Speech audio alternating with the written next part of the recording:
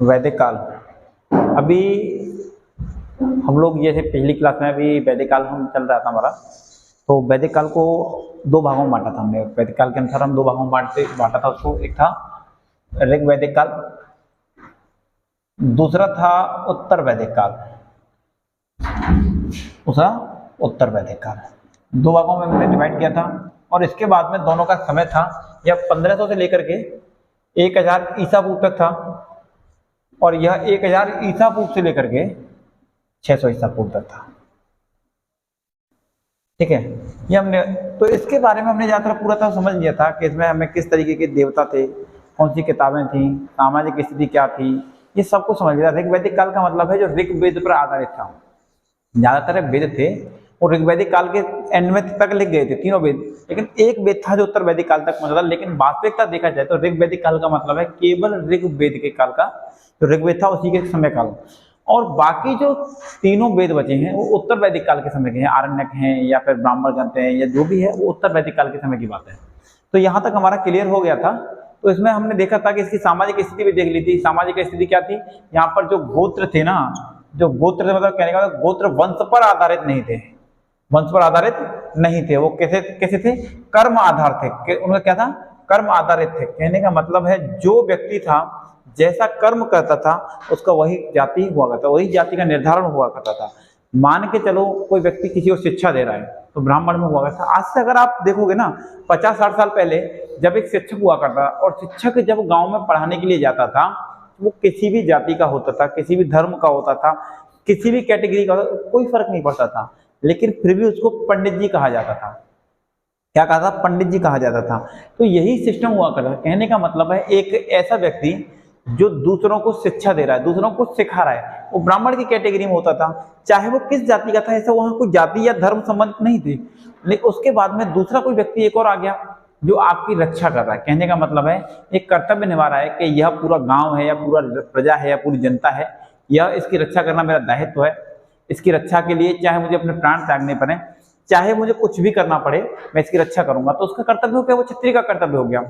और एक व्यक्ति होता है व्यापार करता है। कहने का मतलब है उसका केवल उद्देश्य है कि वह क्या करे, पैसा कमाए। पैसा कमाने का मतलब है आपसे लाभ अर्जित करे। कहने का मतलब है कि वो कुछ सामान लाए, सामान लाने के बाद में आपको दे, आपको लाभ, और उसके बदले में आपसे कुछ पैसे दे, उसमें वो लाभ अर्जित करे। तो यह क्या हो गया, इस तरीके से ये हो गया, वैसे हो गया। और जो सेवक होता था शूद्र, इस तरीके से था। यहाँ कंडीशन बहुत अच्छी थी। कहा जाता है कि प्रारंभ में केवल 3 वर्ण थे, ब्राह्मण, क्षत्रिय और वैश्य, यही थे। और इसके बाद में धीमे धीमे करके ये आगे चलते रहे। शूद्र शब्द का सबसे पहले जो प्रयोग किया गया था 10वीं मंडल में किया गया था। ठीक है, यहाँ सामाजिक दशा की बात करें तो शुरुआत में स्त्रियों की सामाजिक दशा बहुत, सामाजिक दशा अच्छी थी। स्त्रियों के लिए बहुत अच्छी व्यवस्थाएं थी। स्त्रियों के लिए पढ़ने का अधिकार था। कन्याओं का उपनयन संस्कार किया जाता। कहने का मतलब संस्कार होते हैं ना, अगर देखा जाए तो हिंदू धर्म में 16 संस्कार होते हैं। इसके बाद में जैसे ही उत्तर वैदिक काल खत्म होगा तो हम एक वैदिक काल को लेकर के, वैदिक ग्रंथ होते हैं, साहित्यिक ग्रंथ होते हैं, उनके ऊपर पहले उनको कंप्लीट करेंगे। तो किसी धर्म से संबंधित कौन सी किताबें होती हैं, कौन सी क्या है। तो कहने का मतलब है इस जो लड़कियां होती थी, कन्याएं होती थी, उनका उपनयन संस्कार हुआ करता था, उनको पढ़ने दिया जाता था। तो यहाँ समान जो कन्याएं थी उनकी भी सामाजिक दशा थी बहुत अच्छी थी। औरतों की सामाजिक दशा बहुत अच्छी हुआ करती थी। इसके बाद में यहाँ जो हुआ, लड़कियां थी उनका बाल विवाह नहीं होता था। कहने का मतलब है कि बचपन में, छोटी उम्र में विवाह नहीं किया जाता। स्त्रियों को पुनर्विवाह हुआ करता था। कहने का मतलब उनको अधिकार था, पुनर्विवाह कर सकती थी। और इसके बाद में सती प्रथा नहीं थी। जैसे सती प्रथा का मतलब होता है कि किसी औरत का पति मर गया, या किसी जो स्त्री होती है उसका पति मर गया, मरने के बाद में पति के साथ में जिंदी औरत को जला देना, ये क्या कहलाता है, सती प्रथा कहलाता है। तो कहने का मतलब सती प्रथा नहीं थी, तो ये भी एक प्रथा थी, ये नहीं थी। और उसके बाद में कहा जाता है कि लोपा और घोषा ऐसे कुछ औरतें थीं। और उसके बाद में सिप्ता वगैरह कुछ औरतें थी। कहने का मतलब है वो उस तरीके की औरतें थी जो उस समय विदुषी औरतें कहती थी। कहने का मतलब जो संत होते ना, संत इस तरीके की औरतें हुआ करती थी। और देखा जाए तो इनका आर्थिक जीवन था, तो वैदिक काल का आर्थिक जीवन था वो कैसा था, ग्रामीण था। वो कोई शहरीकरण वाला नहीं था। आपने सिंधु सभ्यता में पढ़ा होगा, या सिंधु सभ्यता में आपने देखा था कि क्या था, जो वहां के लोग थे एकदम शहरीकरण वाले थे, सब तरीके से व्यवस्थित था। लेकिन जैसे ही वैदिक काल आया था, वैदिक सभ्यता के लोग थे कैसे थे, वो ग्रामीण थे। उनको रहने का क्या ग्रामीण तरीका था। दूसरा पशुपालन करते थे, क्योंकि कृषि तो उनका व्यवसाय था ही। और कृषि कहाँ था, जो निकल के गया है। वैदिक सभ्यता में तो कृषि चल ही रहा है, सिंधु सभ्यता में कृषि था, वहां व्यापार करते थे और यहाँ पे पशुपालन करते थे और सबसे ज्यादा गायों का पालन किया जाता। इसके बाद में जब एंड आया था, उत्तर वैदिक काल चल रहा था, उस समय लोहे की खोज हो गई थी, तो इस समय लोहार, बढ़ई, बुनकर, रथकर ऐसे कुछ जातियों के नाम सामने आने लगे थे। और इसके बाद में कहा जाता है कि उस समय कुछ लोग ब्याज का भी काम करते थे, सूदखोर भी होते थे। कहने का मतलब है अपना पैसा ब्याज पे दूसरे को दिया करते थे। इसके बाद में धार्मिक क्षेत्र में कहते तो वहां वेद होते थे, तो वेद में एक ही वेद था ऋग्वेद, और ऋग्वेद में ऋचाओं की संख्या ज्यादा थी, श्लोकों की संख्या ज्यादा थी, और वह संस्कृत में था। तो वहां उसमें देवताओं के बारे में बात की गई है, देवताओं को बलि के बारे में बात किया गया है, और अंधविश्वासों के बारे में। देखो जहां अगर कहा जाए तो अंधविश्वास में रुचि हर जगह होती है, जहां महिलाओं को सम्मान मिलेगा, महिलाओं की हर जगह बूझ होगी, हर जगह उनसे पूछा जाएगा, तो वहां अंधविश्वास जरूर होगा।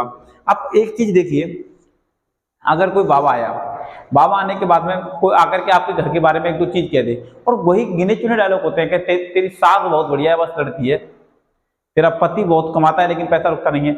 और यही सिस्टम वो ऐसे डायरेक्टली बताए, हाथ देखे, उसको 2-3 बार चेहरा देखे, और चेहरा देखने के बाद में वो बाबा इस हाथ में हो क्या गया, पहले तो ये तो बता इसमें हो क्या गया। अब वो यही चीज को लेकर के टेंशन में, बाबा यही 2-3 घिसे पिटे डायलॉग को बताएगा, तेरी सास बहुत बढ़िया है लेकिन वो लड़ती है, तेरा पति बहुत कमाता है लेकिन पैसा रुकता नहीं है। और इसमें वास्तविक बात है, और औरतों को धन संग्रह होता है ना, पैसा संग्रह करने का बहुत अच्छा लगता है। कहने का मतलब जितना भी कमाओ मुझे दे दो, तो धन संग्रह करती है। धन संग्रह क्या होता है कि वो पैसा अपने पास से इकट्ठा करना चाहती है, और जब पैसा भाई घर में रहेंगे तो खर्च तो होगा ही, यही सिस्टम होता है। तो इस कारण से क्या था, जहां औरतों की वहां अधिक मात्रा में चलन होगा, मातृसत्तात्मक शासन टाइप में होगा, तो वहां अंधविश्वास बढ़ जाएगा। ऐसा नहीं है नहीं होना चाहिए, मातृसत्तात्मक शासन होना चाहिए। देखो औरतें घर का हिस्सा होती है तो उनको पूछना चाहिए, ऐसा नहीं है नहीं पूछना चाहिए, बट मैं ये बताना चाह रहा हूं कि अंधविश्वास में भी उधर ही ध्यान जाता है जहां औरतें होती हैं, क्योंकि पुरुषों के पास इतना टाइम नहीं होता कि अंधविश्वास पर ध्यान दे सकें, क्योंकि घर चलाने का काम वो घर नहीं चला सकते, घर केवल औरतें ही चला सकती हैं, वो बोल सकते हैं। ठीक है, तो यहां तक ये कंप्लीट हो गया था। इसको कंप्लीट होने के बाद में उत्तर वैदिक काल शुरू हो गया था, और उत्तर वैदिक काल शुरू होते होते 1000 से लेकर के 600 ईसा पूर्व तक ये उत्तर काल रहा था, जो उत्तर वैदिक काल रहा था। उत्तर वैदिक काल में तीनों वेदों के बारे में बताया जाता है। सबसे पहले आता है सामवेद, सामवेद में संगीत के बारे में आता है। दूसरा आता है यजुर्वेद, यजुर्वेद का मतलब होता है जो इसमें यज्ञ वगैरह होती थी और युद्ध के बारे में बताया जाता था। और अगला होता है अथर्ववेद, अथर्ववेद था, उसमें जादू मंत्र टोटका वगैरह होते थे। जैसे आपने देखा होगा कि अथर्ववेद के ज्ञाता पत्नी को वश में करें, पति को वश में करें, खोया प्यार में, आपने ऐसे स्टिकर वगैरह देखेंगे, बाबा रहमानी, बंगाल का काला जादू, तो इस तरीके से उत्तर किस में होते थे, अथर्ववेद में हुआ करते थे।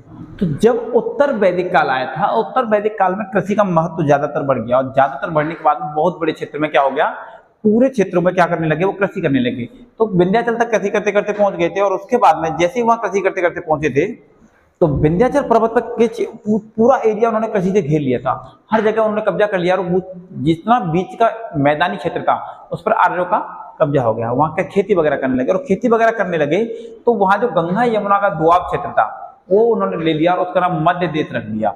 मध्य देश रख दिया, उत्तर भारत का एक इसका जो अधिकार था, और उत्तर भारत में जो जगह पर उन्होंने अधिकार किया था उसका नाम उन्होंने आर्यावर्त रख दिया। तो आर्यावर्त हो गया, और उसके बाद में एक क्या हो गया, मध्य देश हो गया, यह आर्यों के अधीन हो गया था।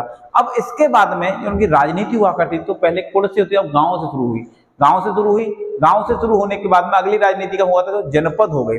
अब धीमे धीमे करके कई गांव मिले, गांव मतलब धीमे धीमे करके लोग इकट्ठे होने लगे, और धीमे धीमे गांव बड़े होने लगे तो जनपद बन गए, और जनपद के बाद में राष्ट्र बन गए। कहने का मतलब है यहीं से लोग निकल के बाहर आने लगे। जब लोग यहाँ से आगे निकलने लगे तो उस समय मैंने आपको पढ़ाया था कि एक दशराज का युद्ध हुआ था, तो उसमें एक कबीला था जिसका नाम था भरत कबीला। एक भरत कबीला था, एक पुरु कबीला था, एक और कबीला था। तो इस समय इन्होंने भरत और जो पुरु कबीला थे, इन्होंने क्या किया कि धीमे धीमे करके कभी जनपद में बदल गए थे, तो जनपद में बदलने के बाद में इन्होंने अपने महाजनपद बना लिया। महाजनपद का मतलब राज्यों का उदय कर लिया, और राज्यों को उदय करने के बाद में इन्होंने कई प्रमुख राज्य बने, जैसे उसमें पुरु एवं भरत हो गए। तो पुरु थे, पुरु ने एक अलग राज्य बनाया जिसको कहते थे पुरु राज्य, जिसको कुरुक्षेत्र कहते थे। स्टार्टिंग में इसकी राजधानी दूसरी थी, बाद में इसकी राजधानी हस्तिनापुर कर दी। आधुनिक जो क्या है, जो दिल्ली, अभी दिल्ली है ना, इंद्रप्रस्थ है, उसी की राजधानी हुआ करती थी। इसके बाद में अगला हो गया था तो एक पांचाल हो गया था।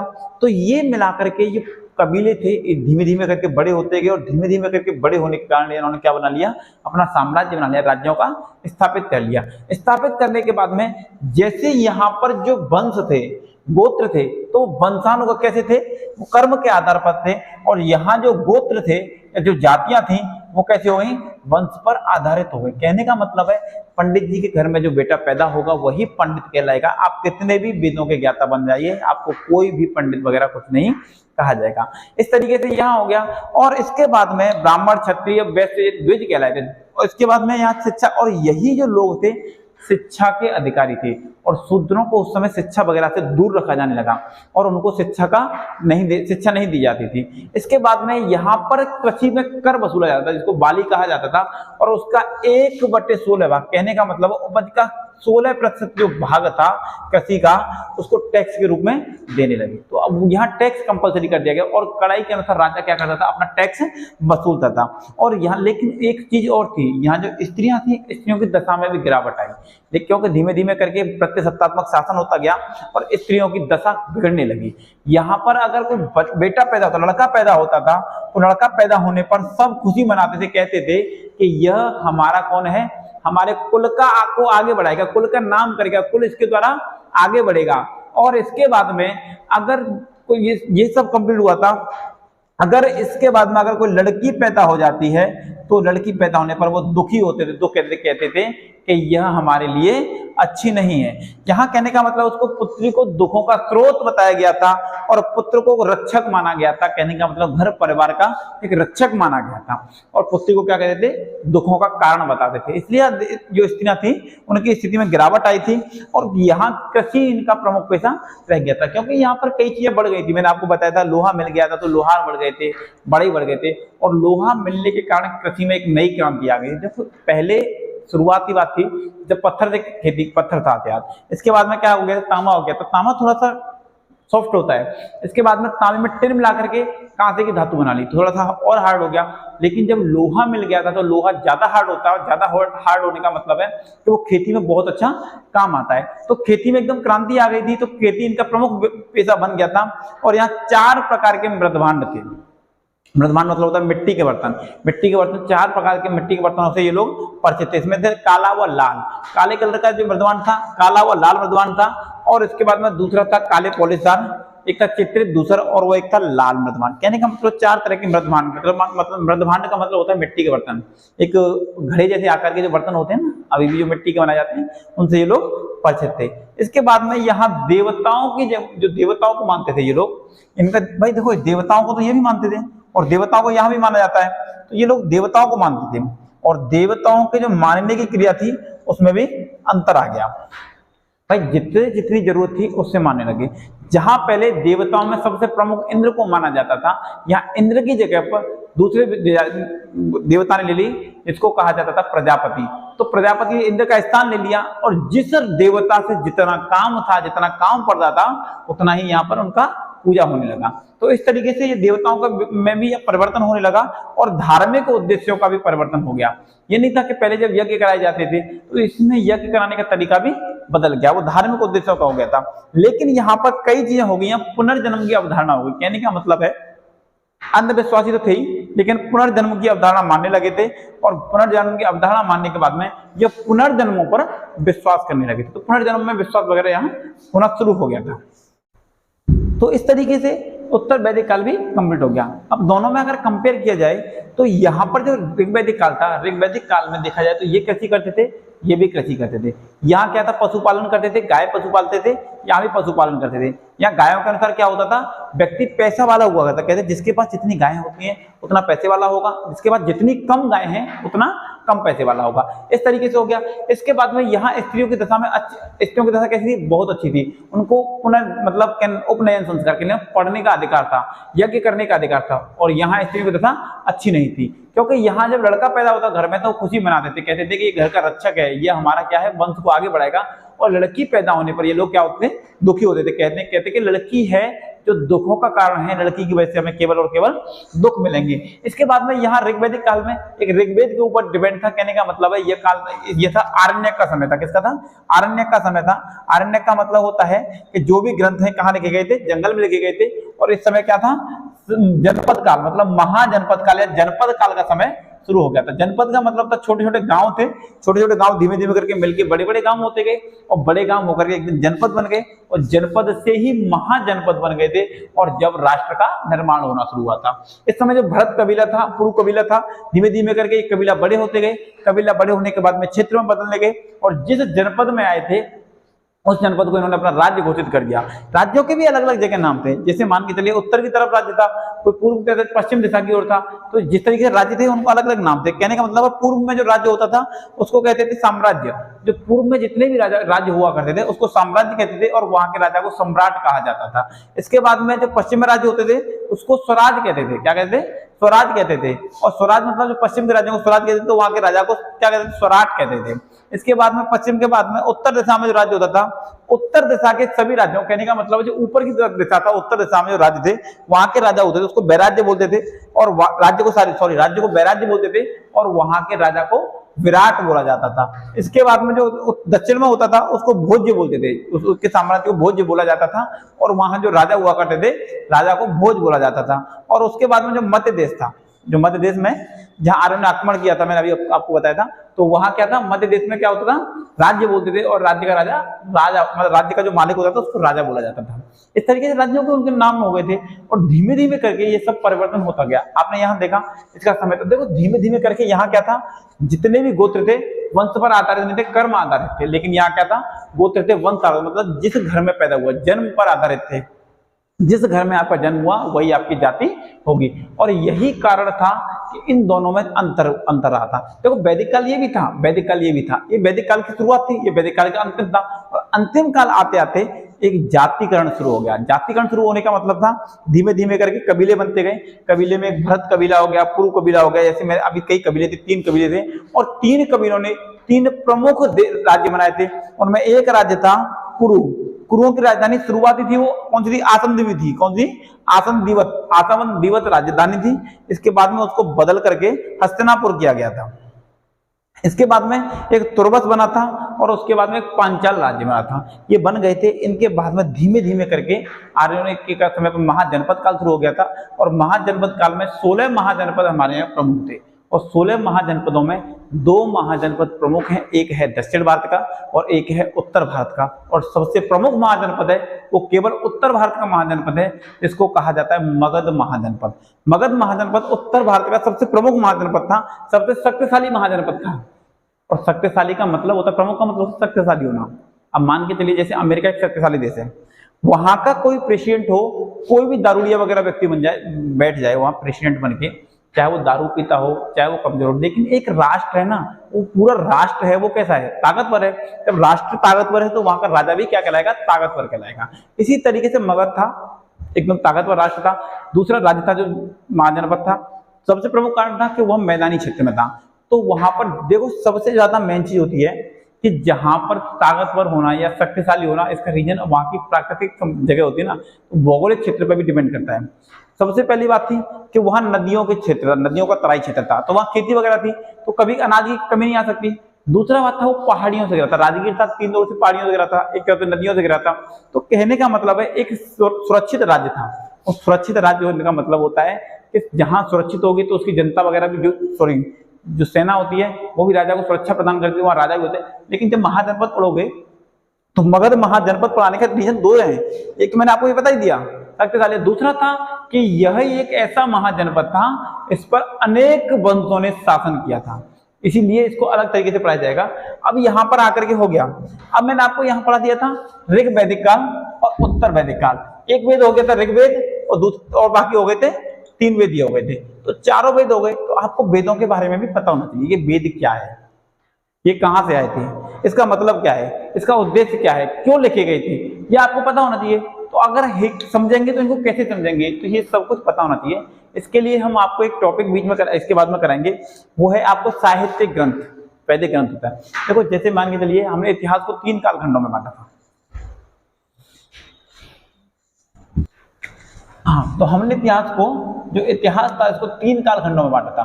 तो हमने प्राचीन इतिहास पढ़ रहे थे, तो प्राचीन इतिहास को 3 कालखंडों में बांटा था। सबसे पहला कौन सा था? प्राग ऐतिहासिक काल। प्रागैतिहासिक काल का मतलब है जो पत्थर का समय था, ठीक है, प्रागैतिहासिक काल हो गया। इसके बाद में दूसरा था आद्य ऐतिहासिक काल। आद्य ऐतिहासिक काल में हमने पढ़ा सिंधु सभ्यता हो गई थी। इसके बाद में ऐतिहासिक काल, और ऐतिहासिक काल जब शुरू हुआ था तो कहां से शुरू हुआ था? वैदिक सभ्यता से शुरू हुआ था। कहां से हुआ था? वैदिक सभ्यता से। अब वैदिक सभ्यता या वैदिक काल से जब वो शुरू हुआ था तो इसका मतलब है कि हमने ये भी समझ लिया है, लेकिन इसको समझने के लिए, इसके बारे में जानकारी करने के लिए कुछ न कुछ चीजें बहुत आवश्यक होती हैं। सबसे पहले इसके जानने के लिए होता है पुरातात्विक स्रोत।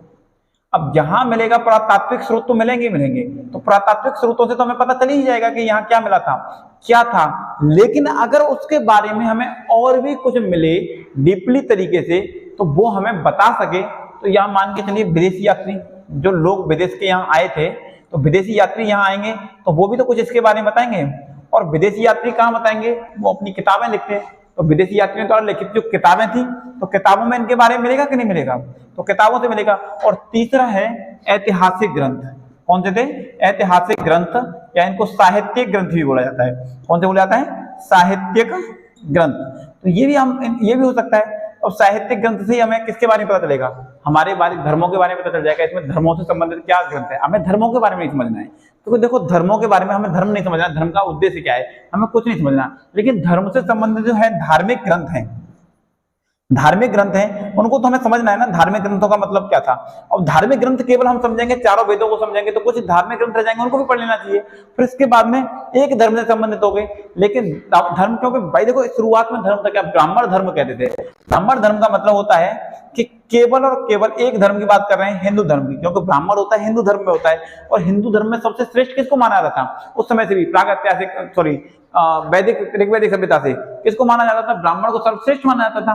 तो यह था यहाँ से ब्राह्मण धर्म। तो ब्राह्मण ग्रंथ थे, तो ब्राह्मण ग्रंथ का मतलब हो गया कि ब्राह्मण के जो ग्रंथ क्या है, कहने का मतलब हिंदू धर्म से संबंधित जो ग्रंथ हैं उसके बारे में यहाँ बता दिया जाएगा। तो हम हिंदू धर्म के वेद हैं, वेदों के उपवेद हैं, फिर वेद ज्ञाता हैं, उपवेद के ज्ञाता हैं, इनके साहित्यिक ग्रंथ हैं, मतलब जो एक एक, ठीक है। इसके बाद आरण्यक हैं और पुराण हैं।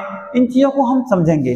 तो अगर हम अपने इसको ब्राह्मण ग्रंथों को समझेंगे तो इसके बाद में जब शुरुआत में 3-4 धर्म थे तो उनके बारे में तो समझना है, तो उनको भी समझ लेंगे, वो कंप्लीट हो जाएगा। इसके बाद में फिर हम शुरू करेंगे महाजनपद काल, क्योंकि अगर महाजनपद काल यहीं से शुरू हो गया था, क्योंकि जब महाजनपद यहाँ आ गया तो जनपद काल यहाँ से शुरू हो गया था, ठीक है। लेकिन अगर हम महाजनपद जब यहीं से पढ़ाना शुरू कर देंगे तो महाजनपदों में धर्म रह जाएंगे, क्योंकि बीचों बीच में धर्म आएगा। चंद्रगुप्त मौर्य ने अपने अंतिम समय पर जैन धर्म अपना लिया था। उसका जो चंद्रगुप्त का बेटा था, उस बिंदुसार ने क्या कर लिया था? आजीवक संप्रदाय को अपना रखा था। उसका बेटा हुआ था अशोक ने बौद्ध धर्म को अपना लिया था, हृदय परिवर्तन करके उसने उसका प्रचार किया था। तो ये चीजें बीच में आएंगी, लेकिन आपको इससे पहले पता होना चाहिए कि जैन धर्म क्या था, ये कहाँ से आया, इसकी किताबें कौन सी हैं, बौद्ध धर्म कहाँ से आया था, इसकी किताबें कौन सी हैं, इसका मतलब ये चीजें आपको पता होना चाहिए। इसलिए अगला टॉपिक हम क्या कराएंगे, यहाँ से ब्राह्मण ग्रंथ है, कहने का मतलब ऐतिहासिक ग्रंथों को कराएंगे, धार्मिक ग्रंथों को कराएंगे। धर्मों से संबंधित किताबें पढ़नी है, धर्मों से संबंधित किताबें हैं, हम उनके बारे में जानेंगे, ना कि किसी स्पेशल पार्टिकुलर धर्म के बारे में। जो धर्म से संबंधित किताबें हैं उनको हम अच्छे से पढ़ेंगे, समझेंगे, ठीक है। आज के लिए इतना ही।